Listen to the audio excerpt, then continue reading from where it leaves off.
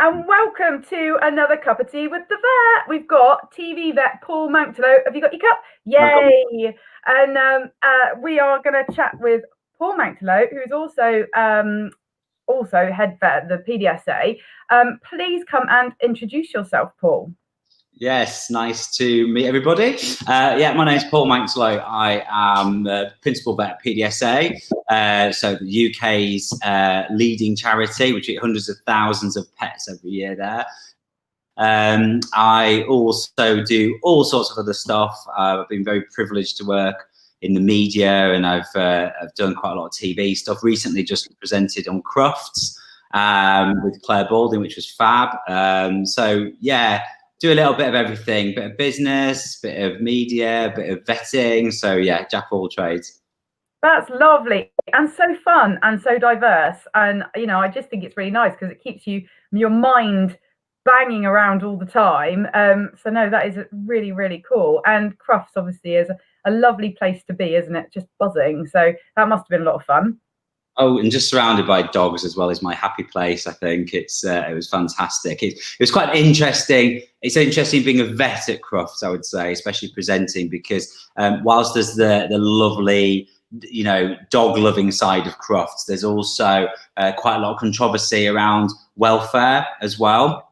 Obviously historic breeding issues and things like that with some of the pedigree breeds. So it's quite an interesting role to have, being the vet at Crufts, and it does put you in the public eye. But it was a really good platform for me to talk about some of a lot of the things that I'm really passionate about in terms of dog welfare, and they were really open to have discussions about some quite controversial subjects. So it was a really, really good platform, and it was so good. They're rerunning quite a lot of the footage and shows. They've created some new shows that are out, I think this Saturday, 20th. Yeah, so Crufts Extra goes live on Saturday at 7 o'clock. So yeah, it still goes on. Amazing. And it's a really good point that you raised there as well, is that, like, you talk about the controversial subjects because it's really important to talk about those things and not just brush them under the carpet. And equally, credit where credit's due. You know, there are some awful things that we're not comfortable with, but there are some improvements as well, and those do need commending, don't they? So it's really nice to be open and keep exploring those things. So well done. Yeah. As well, like, as a veterinary profession, you know, has often been, a little bit, I would say, I think I can say this because I'm a vet, but sometimes it's a bit finger waggy when it comes to talking about health issues and things. We're very, good at saying what people should be doing. But I think, things like Crufts, it's really important to sit around the table with people and have the conversation. So I know a lot of vets that said to me, I can't believe you're doing Crufts, with all the issues with breeding and things, I can't believe it. And I was like, well, at least I'm there and having the conversation with people and actually being able to raise, these subjects and talk about them and understand both sides of everything as well. Because obviously, I know I've done a huge amount of campaigns around things like pet obesity over the years. And I've often found when you take the stance that don't do this and you should never feed your dog treats and you should always exercise this much, you don't get anywhere, because that's not how people live. That's not how we live ourselves. So it's not how we treat our kids or ourselves. So you just got to put things in human terms. Yeah, no, you're right. You're so kind. That's so kind. That's just oozing kindness. Is exactly true. So yeah, well done. That's really nice to hear. And yeah, it's really hard when there's people that disagree with what you're choosing to do, but it takes all sorts, doesn't it? We've all got to do these things. So I just want to say a big hello to Anne-Marie, who is here and watching and waving. Hi, Anne-Marie, and Becky, and David Smith, who has jumped on, and he has said, hi, I have a racing whippet with a torn gracilis. Still giving cold treatment to reduce swelling and some cold laser treatment. Anything else we should be doing? Someone's just jumped straight on with the hard question. Wow. And we've gone into quite a specialist case there as well. So something that is, it sounds like if you're having cold laser treatment, you're probably going down a quite an advanced path of soft tissue and scar tissue management there. So I guess I'm almost looking at Donna here and thinking she's probably got the expertise to answer this more than I do, to be honest. Yeah, no, that's absolutely fine. Yeah, I have to say, my first answer would be go to see a physio, and have that conversation with them, because actually there are tons of things, and I could probably talk about 10 minutes about what to do. And yes, you want to do all the things you can with reducing swelling, but I mean, you know, even laying on their back, can sometimes help them to reduce some swelling. And yes, the cold laser is great, but you also need to be doing some other things to slowly get that leg moving, slowly get it working. So some controlled exercise plans, some controlled muscle building. It's all about timing with these things. So I must admit, I think I'll probably get back to you later, David, to answer some more of that, because that's a big conversation. That's probably my fault, because I always find it really hard when your technical brain kicks in, and then you're like, well, how do you answer this quickly? And it's like, nope, nope, won't work, can't answer it quickly. Yeah. So hopefully that's enough answer there, David, and I will get back to you later on it. I think as well, it's probably worthwhile just pointing out like, the kind of vet I am. Most of the dogs that I would see have been lame in the park. They're not performance animals. So if you think about the analogy of the kind of doctor that you would get looking after a football team, for example, where the injuries are very high performance and very specific to certain tissues, you kind of need to go and see a really high performance vet, I would say, rather than a lowly old GP like me. Oh, bless you. Yeah, no, there is definitely some benefit in going, obviously, to see the right specialist about these things. But that's exactly what you would put them to the physio for. So, because this is basically a musculoskeletal problem. So that's exactly right. So that's no problem. I think David's happy because he said thank you. So so that's great. That's no worries. I think just one other thing on that, Donna, that I always think a bit of a more holistic answer on some of this stuff is everybody focuses on the muscle, the surrounding tissues, the range of motion. And I just sometimes think we miss a ticket, especially with injured tissues, in looking at nutrition, because everybody keeps everything the same. But damaged tissues need to heal. So I always think looking a little bit more holistically at the dog at that point is probably worthwhile and can help tissue healing a lot. So if I could add anything there, that would be it. No, definitely. That is very, very well said. Because well, I mean, I always end up talking about them, tiny increase in protein, don't want the extra calories, but it's definitely well worth pointing out. So yes, well done. So what do you like to do in your spare time when you're actually chilling? Oh, spare time, that's a really nice concept, isn't it? This just like I have any. So yeah, I've spent quite the last couple of years. I've spent a lot of time exploring things like meditation and yoga and things like that. So I do have quite a big focus on well-being and stuff. And I've just started writing. I started writing a book a few months ago. Wow. Which has been quite good. I've kind of it's quite a way off actually finishing it, but so don't get too excited about reading it yet. I think it's quite an interesting, especially this point in history, I would say. I think it's a good opportunity with us all being locked down and things to really focus inwardly on stuff. We don't have as many distractions that we did pre-COVID. So one of the things that I'm going to do this weekend, I need to take some time off because work has been relentless over the last few weeks. And as you know, I was in hospital myself with COVID-19 just at the beginning of this whole pandemic. So I haven't really stopped since then. And so I'm taking a few days off this weekend and the next few days of next week. And I'm doing a digital detox. So I'm going to turn all my devices off, my TV, phone, internet, Wi-Fi, everything. And I'm just going to try and do a few hours meditation every day and just do a bit of writing on my book and a bit of reading just for a few days and just recharge my batteries. That sounds amazing. And yeah, just lovely. I have to say, so when COVID started, or the lockdown started, my family, we all moved into the tent in the garden. So very similar mindset. It was like, no, we're leaving this, left the house, slept in the garden. All of us were in the tent. It was like, fine, we'll just have a mini holiday in the garden. And actually got our minds working quite nicely for being imaginative about being able to do stuff. So yeah, that was quite good. I want to ask though, what's your book? Is it fiction, non-fiction? What is it about? So it's a number of short stories about my experiences of being a vet. So it's looking at that relationship between pets and their owners, and there's sometimes kind of crazy, awkward kind of situations you get yourself into in consults as a vet. So it's a little bit of a reflection, really. I mean, I've been a vet for, oh my God, nearly 20 years now, and I've worked kind of on the front line in some of the busiest hospitals in the UK. So I've got so many stories of things that have happened in the consult room and in the operating theatre. So it's just a bit of a reflection on those, really. I'm trying.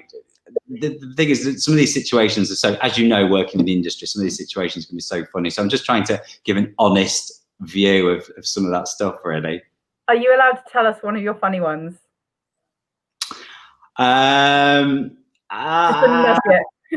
Yeah, I've got some. You know, I say they're funny. Some of them might be a little bit shocking, actually. So I probably need a bit more time to explain the context of it. But yeah, I mean, I've had some very, very interesting consultations over the years, I would say, and some some interesting experiences. But I'll save it for the book. I think I'll save it for the book. Fair enough. Do you know, I'm going to share one for you because it's just, you reminded me, and you're right, these things happen, so many things happen. I've got so many stories in my head, but this is actually somebody else's story, but I'm going to share it anyway because it's hilarious. Because I was a nurse at the time, trainee nurse, no less, so, you know, very, very, very shy and new. And I just saw the vet come out from the consult room after the client had left, paid and gone, face white. I was like, "What's up?" And he said, she took her top off. She took her top off. She took her top off. And it was the owner had just, that was how she was trying to show she liked the vet. So she just took her top off. Wow. So I know. And I was like, oh my God. So yeah, I do get what you mean. I've heard some shocking things as well over the time. And I wouldn't have even known if you didn't tell me, because she just walked out like that was totally normal. I was like, wow. So yeah, hilarious things happen. So yeah, we definitely can't wait. Anne-Marie has also said that she can't wait for the book either. So so that is awesome. Well, at least one person's buying it then. Definitely. Have faith. Have faith. Well, it's interesting because you know, when you start these projects, you really you don't really know what it's going to entail. But I've just found the process of writing stuff so rewarding. Like, it's got to the point now where I'm kind of 4 chapters in, I'm thinking, if I never publish this, I don't care. Like, it's such a different kind of experience, and also it's just nice sitting there clearing some space in your head and just kind of like enjoying it and letting it all flow. So it's been really, really good. And also, these are things that are kind of in my head. Like, you know, if I didn't get them out on paper somewhere, I'd never be able to share them. So it's really good opportunity to list some of those funny things. And being a vet, you know, it's not just about treating animals at all. That's what you think it's going to be about when you graduate from university and you start your first job. What you realize very quickly, you are kind of treating animals, you're almost counseling people, you're trying to, you know, build relationships in a team, and those relationships often break down. You know, people go through real hardships in that team and you're there to support them. So you're balancing all these things, and it becomes a really interesting, complex day at work when you're trying to, you know, counsel the client and treat the animal, and, you know, your friend at work just got divorced from the partner and all this stuff. And it's, you know, it's a real kind of multi-skilled, faceted profession. No, definitely is. I actually hold the receptionists in a massively high regard, because they're often the ones taking the brunt of the emotional stress within the practice. Yeah. So yeah, no, that's great. And people are often, you know, really worried and emotional when they first come into a veterinary practice or they first phone up, because the majority of things, especially my career, I've worked mainly in emergency settings, so people are really stressed and anxious when they come in to see you, and so you have to, somebody that walks in and they're up here emotionally, you've got to bring them down here in order to explain what you're doing with a pet and to get on and treat it. So you become like a people, you become like almost like you're able to manage people as well as managing animals as well. It's quite complex. It's fun though. It is. Well done you for managing. You're obviously doing a very good job. So well done. Annabelle says, hello. And what is the most unusual or most exotic animal you've treated? Well, I have a bit of a background in zoo work, actually. So I have done some things in zoos. So I remember we once took a tumor off a shark, only not a big shark, quite a small one. But with sharks, you've got this really weird process for anesthetics, where you have to drop the anesthetic drug in a tank that they're in. And then they, as it works, they kind of float to the top. But obviously with fish, with sharks, they have to keep moving. So they even move when they're asleep because they have to keep oxygen moving over their gills. So we had this setup where you quickly got the shark out, put it on a ramp, and down this ramp was flowing water, oxygenated water with some of the anesthetic in it. So you had to kind of strap the shark to the ramp so it was being anesthetized, and then remove the tumor really quickly, and with a wound that had to be waterproof, and then put it back in the tank and kind of move it around with your hands until it woke up, and then take your hands out very quickly before it managed to bite you. So that was all very exciting and very weird, I would say. That's probably the weirdest one I've done. Yeah. That is so cool. I was not expecting that. Well done. So what's your favorite part of being a vet? I would say the best part of being a vet, I think, is the bit where you hand that animal back and it's fixed. You find that that reaction you get from an owner and from a animal when you put them back in the same room after animals being sick is kind of priceless, really. And it's really kind of, because I've worked quite a lot in TV, those are the moments that these TV shows often capture. And when you watch them back, you kind of think, wow, that's that moment. And when you see it every day, you kind of like, sometimes you become a little bit blasé to it. But I suppose when I've seen it on TV, I'm like, wow, that's the magic there. That is definitely the best bit. But I mean, it is a really rich career in terms of, I've always worked in, big kind of busy hospitals. So that sense of camaraderie and teamwork, and yourself when you have a really slammed busy day, everybody pulling together, it's just a great profession to work for. I found it. I think on the flip side of that, it's a really hard job as well. It's emotionally draining. We have a lot of problems with depression and mental health in the profession at the moment. We have a high dropout rate, which is something that I'm doing a lot of work to try and engage and build resilience, especially new graduate vets. So it's not an easy job, and at the moment, the guys that are working on the front line, I mean, talk about the 5th emergency service, they are just doing a fantastic job in the most difficult of circumstances. I was at one of my hospitals on Friday, and it was just, the way that they're pulling together, they're just seeing emergency after emergency. And it's amazing what they're doing. So, hats off to all the vets and nurses and support staff around the UK right now. That's a really great thing actually to move on to, because I like to ask vets, like, who's great in your team, what amazing things have you got? But actually, your team's huge, so you've probably got every box ticked, and obviously from an emergency point of view as well. That is mainly what you do, isn't it? Really. Yeah, I mean, at PDSA, a big proportion of our work is emergency and life-saving. I mean, we're very much the NHS for pets.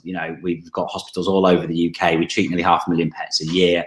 But our teams are huge, but every member of that team is it plays their part, you know, as you say, the receptionists that work in the front. We have a huge support team, the veterinary care assistants, nurses, the vets. I can't forget the vets, and all the management teams that sit, you know, and do all the stuff to support the hospitals. So it's a huge operation, but it's great working in those big teams. I think it's absolutely fantastic. That's lovely. That's great. Well done to you all, definitely.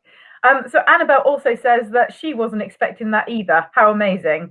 That was to do with the shark. So well done. So I also have to ask, what do you love about physio? So I guess physio is one of those things where as a vet, we only get a limited amount of time with a client.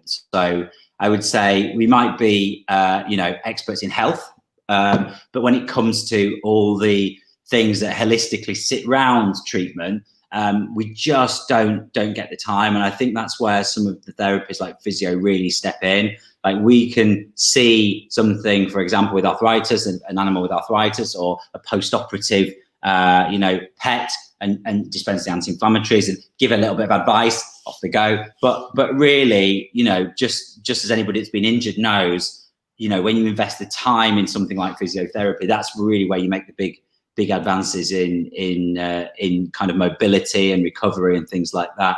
So I think it's great that there's all these professions that sit around mine that are, you know, really kind of complementary, supportive, and really have a holistic view of how to do things. And yeah, so I think it's great.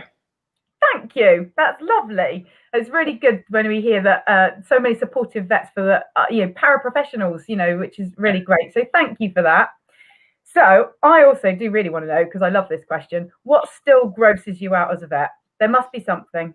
Oh, well, as you know, like if you've ever sat in a veterinary clinic or hospital at tea break time or lunchtime, the conversations are pretty gross anyway, because you just talk about cases and, you know, somebody's got anal glands on the, you know, on the scrub top, or, you know, talking about what came out of a pus-filled tumor, or, you know, you have all sorts of gross conversations. So it's very rare that something grosses me out, to be honest with you. But I have found as I've got older, and this is a bit weird, that I've been a little bit grossed out by, do you know, you get really old animals that have got you know, quite manky teeth as they get older, and they need quite a lot of work, and yeah, that kind of grosses me out. I don't know why, because it never used to. But when you go over the mountain, you go, oh my god, that's not great. But you know, once it's had a bit of a scale and polish, and then you can look at the teeth, and need to come out and fine. But it never used to bother me. It's very strange, isn't it, as you get older? Well, it's lucky you're not a dentist. No, I couldn't do that. Not every day. No, that's fair enough. That's fair enough. No, that's a new one. So it's good. See, I love that question. I think that's my favorite question. So what would your dream achievement be if time was no issue? Oh, that's a good question. So I guess for me, pets are probably, I see they play such a huge part in people's lives, and their role in companionship and all these things make them really important for society. And you know, especially PDSA, we see a lot of people that are, you know, potentially socially isolated, and they rely on animals for their own well-being. So I think they're really, really important. I would say what I would wish for is that we get a few things right when we're looking after pets, because we just don't seem to be able to grasp things like, you know, diet and nutrition. We've got a big obesity problem, and you know, really, I love dogs. I love all pets, but you know, being a dog owner for most of my life. But when I see a dog that is anxious or stressed, and owner's not aware of it, you know, so it's not been either properly socialized or it feels anxious in a certain situation. That breaks my heart a little bit, really. I think if we could do anything, it would be to fix some of these fixable problems. We've got the knowledge out there. It's just how do we, as pet owners, put that knowledge into practice and do those fixes. because it's great there's nothing better, to see like a pet that's happy and healthy. There's nothing better than that. So yeah, it would just be great if we could get a few of those bits right. Yeah, no, that would be nice. I think we're all on a life journey, aren't we? We're all on a learning curve, and we're all improving and becoming better. And so, yeah, it's definitely just all part of that package, isn't it? Get better for you, get better for your pet. So, yeah, that makes a lot of sense.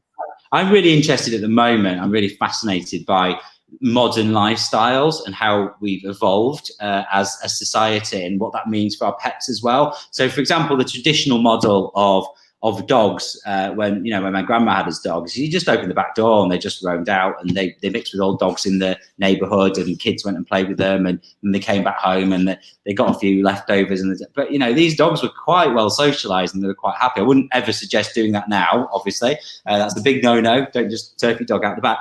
But as our lifestyles have evolved, I mean, one of the really sad statistics that came out, the PDSA put an animal wellbeing report out every year.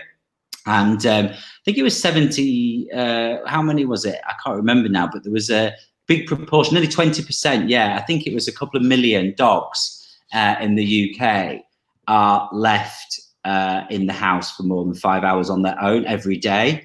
And if you think that's 2 million dogs like that today have been left in the house for more than 5 hours, maybe not at the moment on their own because people are at home a lot, but stuff like that, when you hear statistics like that, you're like, really, that really kind of breaks my heart a little bit to hear that sort of stuff. So I think but I think there's a conversation to be had. Well, what do we do when we want a dog and we work, and what can we do to make sure that their well-being needs are met? But there's definitely, I've got a fascination at the minute about modern lifestyles and pet ownership.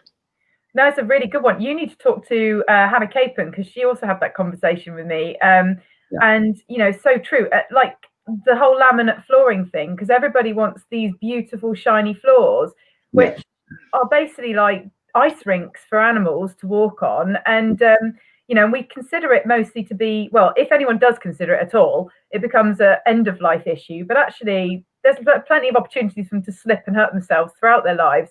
And so like even just hard flooring is just such a big question as a physio. It's one of the ones you end up asking, what's your flooring? Get some carpets.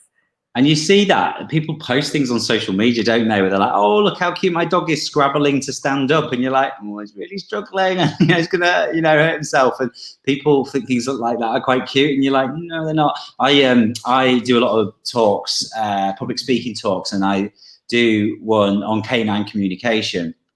And I've done it like a place like the National Pet Show and things like that. And but you show pictures of dogs and members of the family, and you go out to the audience and say, oh, what does this like? And I always put this picture of a dog up and with a kind of a child in the basket with the dog, and the child's all cuddling the dog and everything. And he goes, oh, that's really sweet. And anybody that's worked with dogs before could absolutely see that dog is not happy, and you need to get that child out of there ASAP. So and all the signs are there. The dog's absolutely telling you, this is what I'm feeling, please help me, and looking at the owner going, help me. But the owner responds by taking a picture, and putting it on Facebook, and it gets so many likes. Everybody thinks it's really, really cute. So I think things like that are really sad, but I think they're easily remedied, really are, because when you show that picture and people go, oh, that's really cute, and then you say to them, but look, this is what the dog's doing and this is what it's saying, everybody's like, oh, right, yeah. So it's just awareness, isn't it? It's just, it is tips out. Yeah, it is exactly that. Lots of awareness, and also, it's not about anyone really sort of telling you off. It's about just learning that actually it's just learning, isn't it? And like, because I always the conversation. Well, I'll go back to the floors, that conversation, because I have a dog and it's all filthy, and it's much easier to keep a hard floor. So I understand it, and I understand the bathroom and the kitchen thing. So I'm sympathetic, but it's a case of just trying to make a compromise. The rest of my house is carpet. And then in my kitchen, when, I have some very grippy hard flooring, but, if I didn't, I'd be like, well, I can put the rug down and it can go out for a clean, and it's all compromise and learning. So, it's really interesting. And the behaviourists, though, I think they're doing an amazing job at coming up. I know quite a lot of behaviourists now, and they do a fabulous job, and you know, they are getting their knowledge out there, which is fabulous. But yeah, definitely, we've all got things we can learn, haven't we? So yeah, that's excellent. So Annabelle also has said, leading on from what Paul said about nervous dogs, my family dog hates the vet. Oh, that's a nice sentence. She's much better now, but she's almost 13 years old. I'm pretty sure it's because I only took her there to be poked and prodded. I wish I took her more times, more times, to make the vets a nice place to visit. Maybe just say hello when she was a pup. Is this something that you and other vets encourage?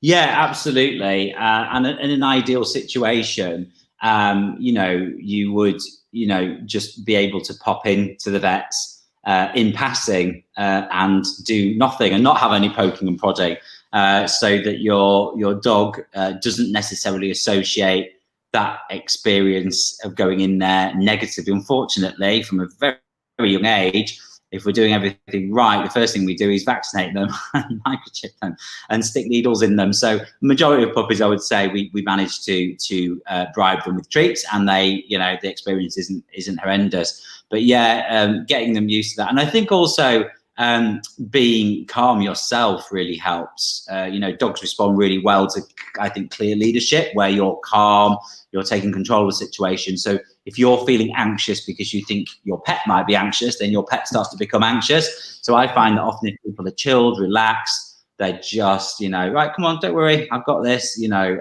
the dogs often, and cats will chill out a bit. I think it also comes down to exactly what you've just been saying about education as well, because this dog's 13. So 13 years ago, that wasn't necessarily the mindset or the thought. You know, veterinary practice has changed a lot over 13 years, definitely. And, you know, back in those days, you just got in, got on, got out. And then I think these days vets are a lot more mindful of being kind.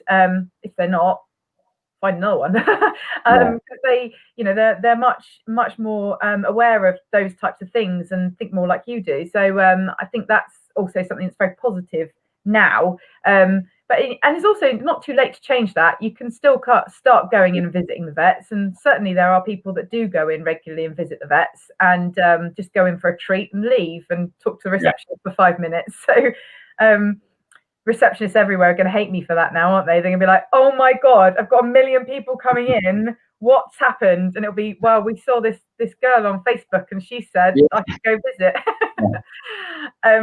So it's been fabulous talking to you, Paul, and I've really enjoyed it and learnt so much. It's been really nice learning about you. So I really want to hear what tip you can give us for an awesome summer. Well, first of all, can I just say thank you for this experience? It's been great. I love, especially where we are just now, we're all working so hard, and the opportunity to come and have a cup of tea and a chat has been really appreciated by me, so thank you. You're welcome. Nice to take some time out. My top tip for summer, I think, just from a personal experience, is I always define myself by the holidays that I go on. I've really loved it. And now that's been kind of taken away from me. I thought I'd be, you know, really, you know, depressed this year, but I'm not. I'm actually relishing the thought of, you know, exploring, my local area and getting outside more and doing things. So I think my top tip for summer would be, whilst we're in this kind of really bizarre time, and have all these choices taken away from us, that I think there's so much opportunity to enjoy some things and get back to certain lifestyles that we didn't think that we'd appreciate anymore. And I'm certainly finding stuff, you know, from the old days that I kind of really appreciate. So yeah, get out more, and that's probably my top tip. That's an amazing tip. And you know, equally on that is exploring your local area, because we've discovered, because I have an old cargo bike, so a big, you know, thing in the front, and I take my 2 dogs and my child, and we all fit in there and we go off cycling, and we're very lucky we've got loads of cycle lanes. But we've just discovered all these new places in our local area, and you think, how can I not know about this? That's just ridiculous. And you know, and everybody else was heading off down the beach. We just went to our local forest, and there's just no one there. We were sitting there for hours, and we saw 2 people pass us the whole time. It was like, that's down the road. crazy. So yeah, that's a really, really good tip. I like that. Thank you so much. You're very welcome. Thank you so much for your time, and it's been really great fun. And thank you all of our audience for watching and for joining in. We really appreciate the questions. It's been really awesome. And if you want to nominate a vet to come and talk to me, please let me know. You can send me a message, however you want to do it. Just let me know, and I will contact that vet and get them on here. They're super busy at the moment, so I'm struggling to get my backlog, but I really, really will get them on. Take care. Thanks, everybody. Bye.